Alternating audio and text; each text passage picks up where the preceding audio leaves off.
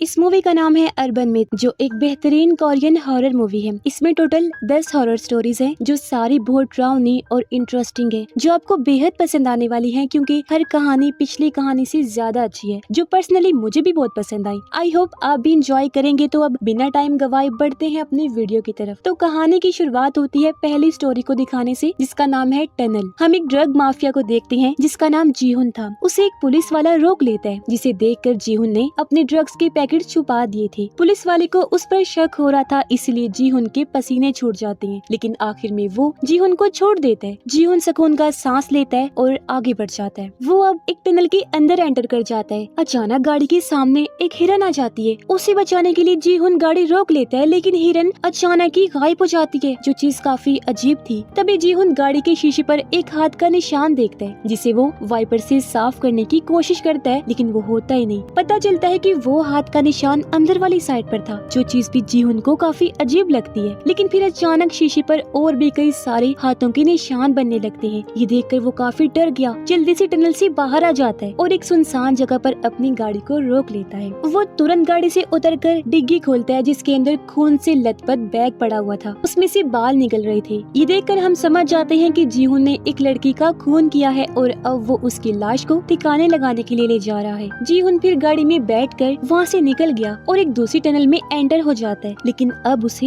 बहुत डर लग रहा था, क्योंकि उसे लड़की की आत्मा हर जगह दिखाई दे रही थी, जो जीहुन को हॉन्ट कर रही थी। लेकिन वो फिर भी उसे इग्नोर करने की कोशिश कर रहा था। पर अचानक ही गाड़ी का शीशा बहुत सारे हाथों के निशानों से भर जाता है, जिससे जीहुन बुरी तरह डर जाता है। वो जोर से चिल्लाता हुआ गाड़ी से उतर गया। उसे काफी गुस्सा आ गया था, इसीलिए हथौड़ा लेकर लाश वाले बैग को पीटने लगता है। लेकिन होश तो उसके तब उठते हैं जब वो बैग को खोल कर देखता है, क्योंकि वहाँ लाश थी ही नहीं, वो गायब हो गई थी। तभी सामने वाला एक बॉक्स अपने आप ही खुल जाता है और लड़की की लाश असल में उस बॉक्स में पड़ी हुई थी, जो पूरी तरह खून से सनी हुई थी, जिसके साथ ही वहाँ की लाइट्स फ्लिकर करते हुए फूट जाती हैं और लड़की की लाश जिंदा हो जाती है। वो काफी डरावनी लग रही थी। रेंगते हुए वो जीहुन की तरफ बढ़ने लगती है। वो पूरी तरह डर गया, जल्दी से गाड़ी में आकर बैठ जाता है, लेकिन गाड़ी अब स्टार्ट ही नहीं होती। तभी जीहुन देखता है कि लड़की की आत्मा भी गाड़ी में आकर बैठ गई है, जो पीछे से जीहुन पर हमला कर देती है। वो उसके सर पर हथौड़े से वार करती है और उसे तब तक मारती रहती है जब तक उसका दिमाग फटकर बाहर नहीं आ गया। पूरी तरह जीहुन की मौत हो जाती है और इसी के साथ ये पहली कहानी भी इधर ही खत्म हो जाती है। दूसरी कहानी का नाम है वुमेन इन रेड, जिसकी शुरुआत में हम सोजिन नाम की एक लड़की को देखते हैं, जो इस समय एक फ्यूनरल में आई हुई थी। वो फ्यूनरल था हिंजू नाम की एक लड़की का, जिसने आत्महत्या कर ली थी। लेकिन सोजिन को उसकी मौत से ज्यादा फर्क नहीं पड़ता। अब सोजिन अपनी फ्रेंड से बात करने के बाद घर आने लगती है, लेकिन उसे अपने घर के गैराज में एक औरत दिखाई देती है, जिसने रेड कलर के कपड़े पहने हुए थे। वो औरत सोजिन को ही घूरे जा रही थी, जो चीज सोजिन को अजीब तो लगी, लेकिन वो उसे इग्नोर करके वहाँ से चली जाती है। सोने से पहले सोजिन जब बाहर टहल रही थी, तो रेड ड्रेस वाली औरत फिर से सोजिन को आकर डरा देती है, इसलिए वो तुरंत अपने घर में चली जाती है। रात को भी जब वो सो रही थी, तो उसे औरत के बुरे बुरे सपने आ रहे थे, इसलिए वो डर की वजह से सो ही नहीं पाती। सोजिन अब हिंजू को याद करते हुए अपने स्कूल का फोटो एल्बम निकालती है, जिसमें हम देखते हैं कि हिंजू हमेशा ही सोजिन के साथ रहने की कोशिश करती है, लेकिन सोजिन हमेशा ही उसे इग्नोर करती रहती थी। अगले दिन सोजिन को फिर से गैराज में वही रेड ड्रेस वाली औरत दिखती है। इस बार सोजिन उससे बहस करने लगती है और जैसे उसके पास आने लगी, वो औरत अचानक से ही गायब हो जाती है, जिससे सोजिन समझ जाती है कि वो कोई आम औरत तो नहीं है। इस बारे में सोजिन अपनी फ्रेंड से बात करती है, जिससे हमें पता चलता है कि हिंजू हमेशा ही सोजिन की दोस्त बनना चाहती थी, जबकि सोजिन हिंजू को पसंद नहीं करती थी, हमेशा उसकी दोस्ती को ठुकरा दिया करती थी। खैर, अब सोजिन घर जाने लगती है। वो जैसे लिफ्ट का दरवाजा खोलती है, उसके सामने रेड ड्रेस वाली औरत थी। उसे देखकर सोजिन काफी डर गई। वो लिफ्ट से बाहर नहीं जाती। वो डरते हुए अब 3 अलग अलग फ्लोर्स पर जाती है, लेकिन हमेशा सामने वो रेड ड्रेस वाली औरत को पाती है, इसीलिए बुरी तरह सोजिन डर जाती है। और अब फाइनली वो औरत बाल हटाकर अपना चेहरा दिखाती है। पता चलता है कि ये और कोई नहीं बल्कि हिंजू की आत्मा है, जो अब सोजिन की तरफ बढ़ने लगती है, इसीलिए वो डरते हुए वहाँ से भागने लगती है। सोजिन अपने घर जा ही नहीं पाती। जहाँ भी वो जा रही थी हर जगह हिंजू की आत्मा आ जाया करती थी, लेकिन फिर अचानक ही उसकी आत्मा वहाँ से गायब हो जाती है। इसीलिए तुरंत सोजिन बिल्डिंग से भागकर बाहर आ जाती है। वो अपना मोबाइल निकालती है, लेकिन इससे पहले मदद के लिए किसी को कॉल कर पाती। ऊपर से हिंजू की आत्मा आकर सोजिन को बालों से पकड़कर अपने साथ ले जाती है। हिंजू की आत्मा सोजिन को लेकर दीवार के ऊपर चलने लगती है। सोजिन उससे माफी मांगती है। हमें पता चलता है कि हिंजू की मौत सोजिन की वजह से हुई थी, क्योंकि सिर्फ दोस्ती करने की वजह से सोजिन ने हिंजू को इतना परेशान किया कि तंग आकर उसने अपनी जान ले ली। अगर सोजिन उससे दोस्ती कर लेती तो ऐसा ना होता। और अब हिंजू सोजिन को बिल्डिंग के टॉप पर ले जाकर नीचे फेंक देती है, जिससे बुरी तरह सोजिन की मौत हो जाती है। यहाँ हिंजू का बदला आज पूरा हो गया था, जिसके साथ ये दूसरी कहानी भी इधर ही खत्म हो जाती है। तीसरी कहानी का नाम है टूथ वॉर्म्स। यहाँ हमें एक डेंटिस्ट दिखाया जाता है जिसका नाम चुंग था। उसके पास एक आदमी अपना चेकअप करवाने आता है जिसके दांतों में बहुत दर्द हो रही थी। चुंग उसे देखता है, लेकिन उसे पता नहीं चल पाता कि आखिर किस कारण की वजह से उसके दांत में दर्द हो रही है। चुंग काफी कंफ्यूज था, क्योंकि आदमी के एक्सरे में भी उसे कुछ नहीं मिलता। इसलिए वो आदमी को ये कहकर घर भेज देता है कि दर्द अपने आप ही ठीक हो जाएगी, तुम्हारे दांत ठीक हैं। रात के समय चुंग जब बाथरूम में आया तो देखता है कि एक सिंक में पानी भरा हुआ है, और ये वही सिंक था जिसमें उस आदमी ने कुल्ली की थी। चुंग सिंक के प्लग को निकाल कर देखते हैं, जिसके अंदर बहुत सारे लंबी लंबी अजीब तरह के कीड़े थे जो बहुत ही गंदे लग रहे थे। चुंग तुरंत इन कीड़ों को फेंक देता है और दोबारा जाकर आदमी के एक्सरे को चेक करने लगता है। अब की बार उसे पता चलता है कि ये अजीब तरह के कीड़े उस आदमी के दांतों में हैं। ये बात चुंग को काफी हैरत में डाल देती है, क्योंकि आज से पहले इस तरह का केस उसने नहीं देखा था। वो इस बारे में अपने सीनियर को बताता है, जिसका भी यही कहना था कि इस तरह का केस पहली बार सुनने में आ रहा है। तो अब तुम ऐसा करो कि लाइब्रेरी में जाकर इस पर रिसर्च करो। इसलिए चुंग तुरंत लाइब्रेरी में जाकर अपनी रिसर्च शुरू कर देता है, ताकि वो कीड़ों के बारे में जान सके। एक किताब से उसे पता चलता है कि इन कीड़ों को टूथ वॉर्म्स कहते हैं, जो लाख में से सिर्फ एक आदमी को होते हैं। एक बार एक आदमी को भी ये टूथ वॉर्म्स हो गए थे, जिस वजह से वो पागल हो गया था। इसीलिए बाद में उसे मार दिया गया, क्योंकि ये बहुत खतरनाक कीड़े होते हैं। ये जानलेवा होते हैं और बहुत तेजी से फैलते हैं, लेकिन हाँ, अगर इन्हें रोका ना जाए तो ये बहुत बड़ी मुसीबत खड़ी कर सकते हैं। जो पढ़कर चुंग काफी परेशान हो जाता है। वो जब वापिस आया तो वही आदमी फिर से अपने दर्द को लेकर आया हुआ था। चुंग क्योंकि टूथ वॉर्म्स के बारे में जान गया था, इसलिए वो आदमी का इलाज करने का फैसला करता है और वो उस आदमी के पास जाता है अपनी काफी प्रोटेक्शन करके। चुंग सबसे पहले आदमी के मुंह को सुन करता है, और अब उन कीड़ों को निकालने का बस एक ही रास्ता था, उसके जबड़े को काट कर एक एक करके कीड़ों को निकालना। लेकिन चुंग काफी डरा हुआ था, उसके हाथ कांप रहे थे, क्योंकि वो जानता था कि ये कीड़े जानलेवा हैं। लेकिन फिर भी चुंग हिम्मत करके आदमी के जबड़े को काट देते हैं और अब बारी बारी कीड़े निकालना शुरू करते हैं। लेकिन अचानक ही आदमी की हालत बहुत खराब हो जाती है। वो अपना कंट्रोल खो देते हैं, बुरी तरह कांपने लगता है। उसकी आंखें अजीब हो गई थी, क्योंकि अब वो कीड़े उसकी आंखों में भी पहुंच गए थे। ये देखकर चुंग काफी डर जाता है, क्योंकि वो समझ गया था कि अब काफी देर हो गई है। वो कीड़े आदमी के दिमाग तक भी पहुंच गए हैं और अब वो आदमी बन जाता है एक ज़ॉम्बी। वो चुंग पर हमला कर देता है, उसकी गर्दन पर बुरी तरह काट लेता है। चुंग नीचे गिर जाता है और अब वो आदमी चुंग की असिस्टेंट को भी बुरी तरह काट देता है। चुंग अपने गर्दन पर हाथ लगाता है। उसने देखा कि कीड़े अब मेरे अंदर भी आ गए हैं, यानी कि वो भी इस बीमारी से इन्फेक्टेड हो गया था। इस बीमारी से बचने के लिए वो अपना जबड़ा काटने लगता है, लेकिन तभी उसने देखा कि ये कीड़े तो मेरी आंखों में भी आ गए हैं, यानी कि अब चाहकर भी वो इस बीमारी से छुटकारा नहीं पा सकता। तभी वो देखता है कि मेरी असिस्टेंट भी ज़ॉम्बी बन गई है, यानी कि ये बीमारी वायरस की तरह तेजी से फैल रही थी, जिसके साथ ही वो भी ज़ॉम्बी बन जाता है। इससे हम समझ जाते हैं कि अब दुनिया में बहुत बड़ा तहलका मचने वाला है। ये वायरस हर किसी को इन्फेक्टेड कर देगा। इसी भयानक सीन के साथ ये कहानी भी इधर ही खत्म हो जाती है। चौथी कहानी का नाम है नेक्रोमेंसी। हम दो बेस्ट फ्रेंड्स को देखते हैं। एक का नाम था जीहुन और दूसरी का नाम था हायुन। ये दोनों एक दूसरे के बहुत करीब थी, इतना कि एक दूसरे का हर काम करती थी। ये दोनों वादा करती हैं कि अगर हम में से किसी की मृत्यु हो जाती है तो जिंदा बची दोस्त मरी हुई दोस्त की आत्मा को नेक्रोमेंसी के जरिए वापस बुलाएगी। नेक्रोमेंसी एक ऐसी टेक्निक होती है जिसमें रिचुअल काला जादू करके मरे हुए इंसान की आत्मा को बुलाया जा सकता है। और अब हायुन ये वादा करने के बाद ही आत्मा हत्या कर लेती है, जिस वजह से जीहुन काफी दुखी हो गई। उसे अपनी दोस्त की बहुत याद आती है। वो अब हायुन के लॉकर को जाकर चेक करती है, जिसमें से उसे अपनी और हायुन की तस्वीरें और कुछ सामान मिलते हैं, जिस वजह से उसे हायुन के साथ गुजारे हुए पल याद आने लगते हैं। उसे हायुन की डायरी भी मिलती है, जिसमें नेक्रोमेंसी करने का पूरा तरीका लिखा हुआ था, जिसमें कुछ मंत्र भी लिखे हुए थे। उसे नाखून और एक अजीब डॉल भी मिलती है। ये सब देखकर जीहुन फैसला करती है कि अब मैं नेक्रोमेंसी रिचुअल करके हायुन की आत्मा को वापस बुलाऊंगी। अब जीहुन हायुन के नाखून डॉल में भर के डायरी में लिखे गए मंत्र को पढ़ने लगती है। ऐसा करने के बाद वो रिचुअल का अगला हिस्सा करती है। 1 मिनट का टाइमर लगाकर छुपने के लिए चली जाती है। ये रिचुअल का आखिरी पार्ट था, जिसके बाद हायुन की आत्मा जीहुन के पास आ जाएगी। और अब जैसे 1 मिनट पूरा होता है, पूरे स्कूल की लाइट्स फ्लिकर होने लगती हैं, जिसके बाद ही जीहुन के सामने हायुन की आत्मा आ जाती है, जो बिल्कुल नॉर्मल लगती है। जीहुन उससे बात करने के लिए जाती है, लेकिन अचानक ही उसकी आत्मा वहाँ से गायब हो जाती है। जीहुन फिर से डायरी को चेक करती है। उसे पता चलता है कि जिस पेज पर हायुन ने रिचुअल लिखा था वो आधा फटा हुआ था। वो फटा हुआ हिस्सा जीहुन ढूंढने लगती है, जो जल्दी उसे मिल भी जाता है। उस पर लिखा हुआ था कि जो आत्मा जिंदा होकर दोबारा आएगी वो नॉर्मल इंसान के मुकाबले काफी खतरनाक होगी।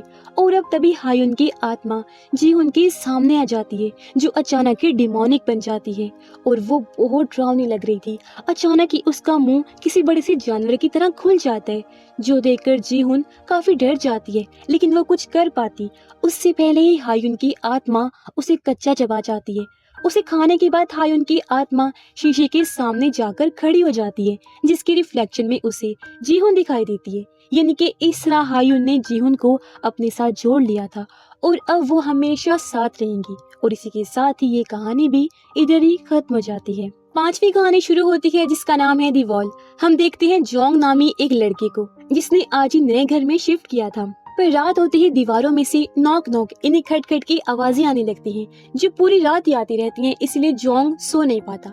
अगले दिन जब वो काम पर जाता है तो एक लड़की भी लिफ्ट में आ जाती है, जो जोंग को काफी प्यारी लगती है। साथ ही उसे पता चलता है कि ये मेरी पड़ोसन है।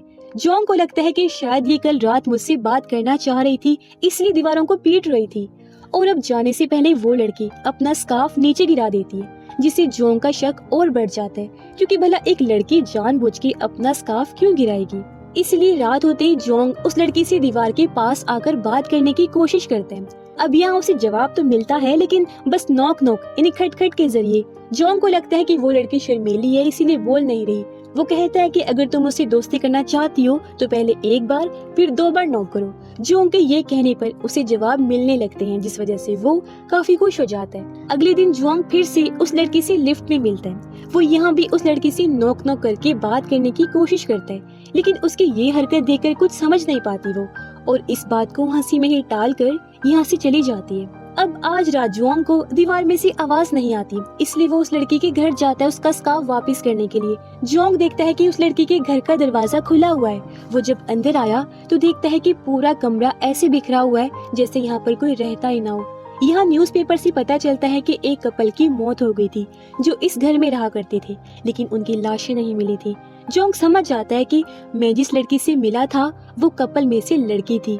ये देखकर वो काफी घबरा गया, तुरंत अपने घर आ जाते हैं। वो अपने घर की दीवार को तोड़ने लगता है और ये देखकर उसके होश उड़ जाते हैं कि उस कपल की लाशों को यहाँ सीक्रेट क्लोजेट में छुपाया हुआ है, जो देखकर वो काफी चौंक जाता है। और अब इससे पहले वो अपनी जान बचाकर यहाँ से भाग पाता, कोई अनजान शैतानी ताकत उसका भी गला पकड़ लेती है और वो जोंग को मारने की कोशिश करती है।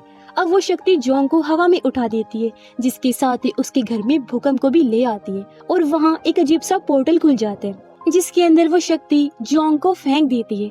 और बस इसके बाद जोंग का कुछ भी पता नहीं चल पाता और ये कहानी इधर ही खत्म हो जाती है। लेकिन हम समझ जाते हैं कि वो मर गया होगा, बिल्कुल उस कपल की तरह, और उनकी मौत बस मिस्ट्री बनकर रह गई। इसके बाद हम 6ठी कहानी देखते हैं, जिसका नाम है द क्लोजेट। हमें एक लड़की दिखाई जाती है जी हाई, जिसे अपने लिए एक क्लोजेट चाहिए था। फिर इंटरनेट पर उसे काफी सस्ता क्लोजेट भी मिल जाता है। वो तुरंत क्लोजेट के ऑनर से मिलने चली जाती है, लेकिन वो उसे काफी क्रीपी लगता है।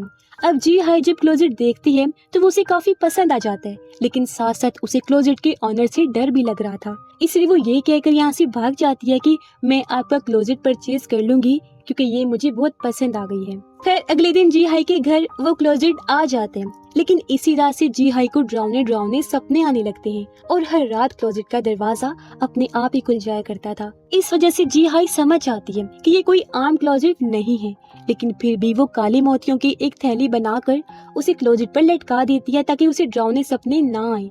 लेकिन रात को ही मोतियों से भरी वो थैली फट जाती है और जी हाई पर कोई अनजान शक्ति हमला कर देती है, जिस दौरान क्लोजेट का दरवाजा फिर से खुल जाता है। अब जी हाई जब चेक करती है तो क्लोजेट के अंदर था क्लोजेट का ऑनर, जिस पर हमला कर देता है। अपने बचाव में जी हाई चाकू से उस पर वार करती है। वो कई बार उसे स्टैब करती है, लेकिन क्लोजेट के ऑनर को कुछ भी नहीं होता। इसका मतलब था कि वो खुद एक डीमन था जो क्लोजेट के अंदर रहा करता था और अब वो जी हाई पर भी हमला करता है और उसे खींचकर अपने साथ क्लोजेट में ले जाता है और ये कहानी इधर ही खत्म हो जाती है। सातवीं कहानी का नाम है गोस्ट मैरिज। एक लड़का जायहुन दिखाया जाता है जो एक जॉब इंटरव्यू के लिए आया हुआ था, लेकिन यहाँ उसे अजीब से सवाल पूछे जाते हैं, जैसे कि तुम्हारा जन्म कब हुआ था और हंजा में तुम्हारा नाम कैसे लिखते हैं। हंजा एक कोरियन लैंग्वेज है जिसे शादी के लिए यूज किया जाता है। हालांकि जायहुन को ये सभी सवाल अजीब तो लगते हैं, लेकिन आखिर में वो ये जॉब करने के लिए मान जाता है। इसके बाद जायहुन घर आ गया, लेकिन अब से हम हमेशा उसके पास एक लड़की के गोस्ट को नोटिस कर पाते हैं, जिस बारे में जायहुन को पता नहीं होता। अगले दिन जब जायहुन काम पर जाता है तो उसकी उंगली पर चोट लग जाती है, जिसे तुरंत उसकी बॉस आकर साफ कर देती है। अब बॉस ने उसकी मदद इसलिए की थी क्योंकि गोस्ट मैरिज यानी भूत से शादी करने के लिए इंसान का ठीक होना जरूरी है, जिस बात से जायहुन अनजान था। वो लाइब्रेरी जाता है कुछ फाइल्स को देखने के लिए। यहाँ उसे रेड कलर का एनवेलप मिलता है जो इस बात का साइन था कि उसने गोस्ट मैरिज के इनविटेशन को एक्सेप्ट कर लिया है।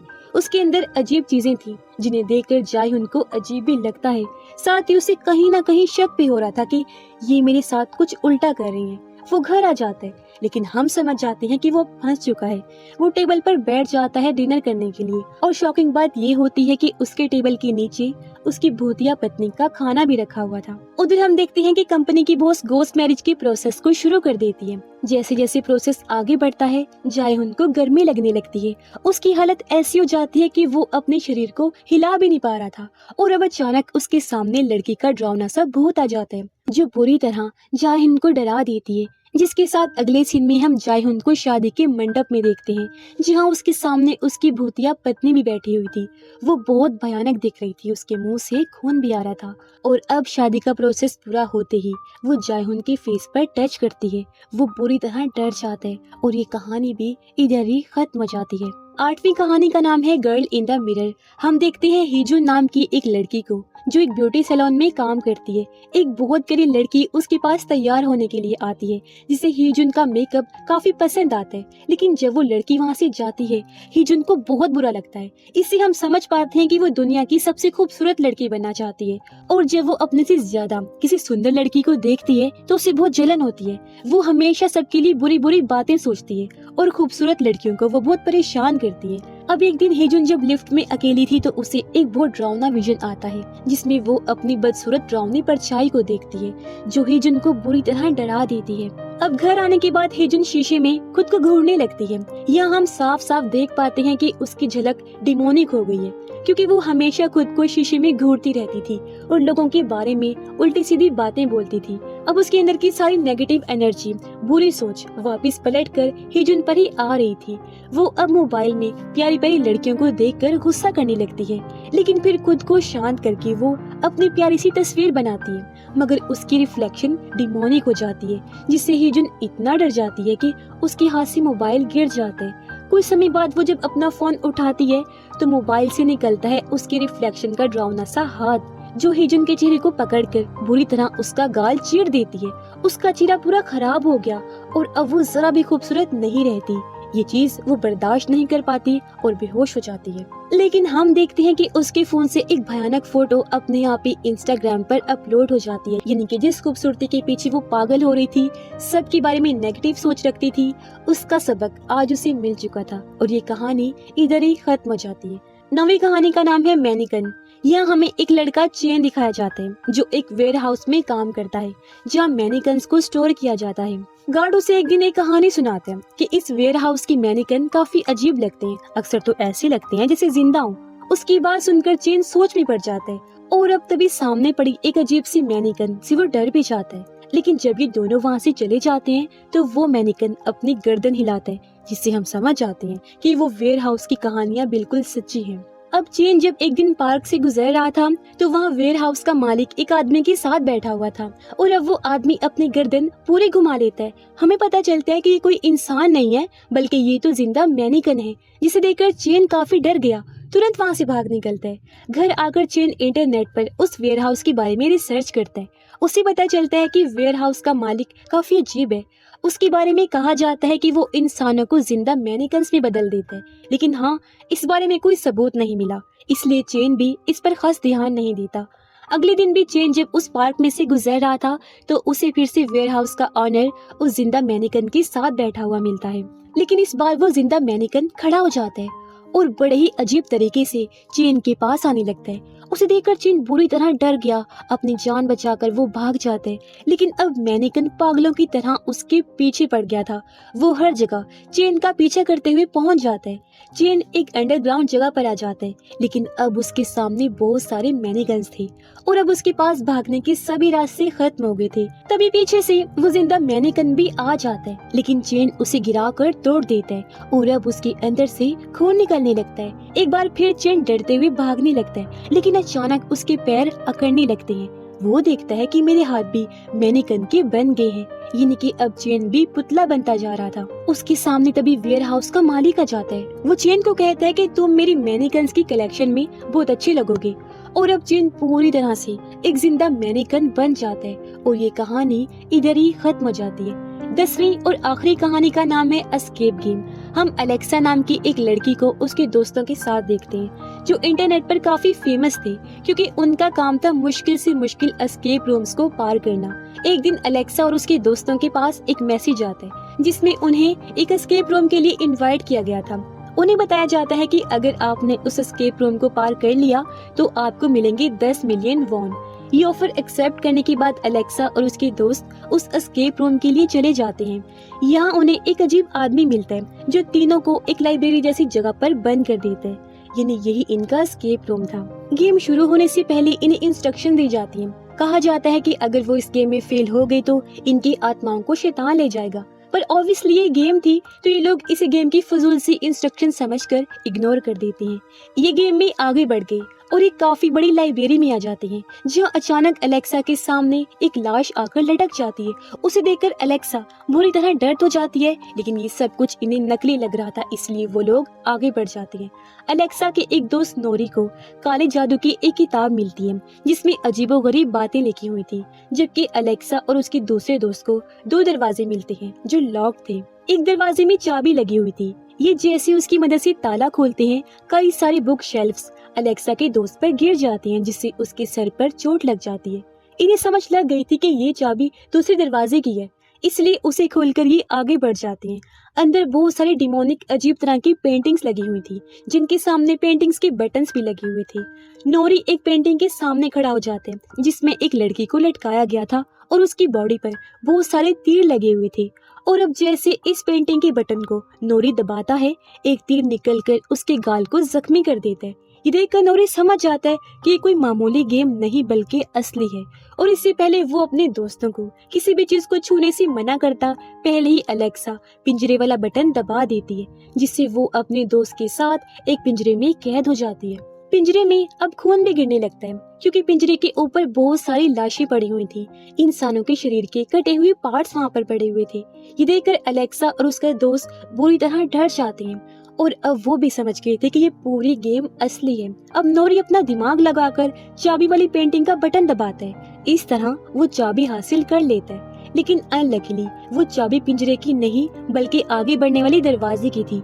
ये तीनों फैसला करते हैं कि नोरी अकेला ही आगे बढ़ेगा और वो मदद लेकर वापस आएगा। नोरी जब अगले रूम में जाता है तो यहाँ बहुत सारे लोग थे, और अब जैसे वो उनके करीब जाता है वो ये देखकर काफी डर गया कि ये सब इंसान नहीं बल्कि डिमोनिक आत्माएं हैं। यहाँ पर नोरी को अलेक्सा और उसके दोस्त की आत्माएं भी मिलती हैं, यानी कि वो दोनों भी मारे गए थे, जो देखकर बुरी तरह नोरी डर जाता है। तभी दिखाया जाता है कि इस समय नोरी एक पेंटाग्राम में खड़ा हुआ है और सारी डिमोनिक आत्माएं हर कोने पर खड़ी हुई थी। उन्हें देखकर नोरी बुरी तरह डर जाता है। अपनी जान बचाकर वो अगले कमरे की तरफ भाग जाता है। उसने जैसे दरवाजा खोला, उसके ऊपर बहुत सारी लाशें गिर जाती हैं, जिनके नीचे नोरी दब जाता है, लेकिन वो था जिंदा और अब एक डीमन आकर उसे भी अपने साथ ले जाता है। ये गेम खत्म हो जाती है और स्क्रीन पर लिखा आता है एस्केप फील्ड, यानी कि वो इस गेम को पार नहीं कर पाई, फेल हो गई। और 10वीं कहानी के खत्म होते ही ये फिल्म भी इधर ही खत्म हो जाती है। आई होप आपको सारी कहानियाँ और हमारी एक्सप्लेनेशन पसंद आई होगी, लेकिन कमेंट बॉक्स में ये जरूर बताइएगा कि आपको कौन सी कहानी सबसे अच्छी लगी और क्यों अच्छी लगी ये भी। बाकी मिलते हैं अगली वीडियो में और भी इंटरेस्टिंग स्टोरीज के साथ। And finally thanks for watching.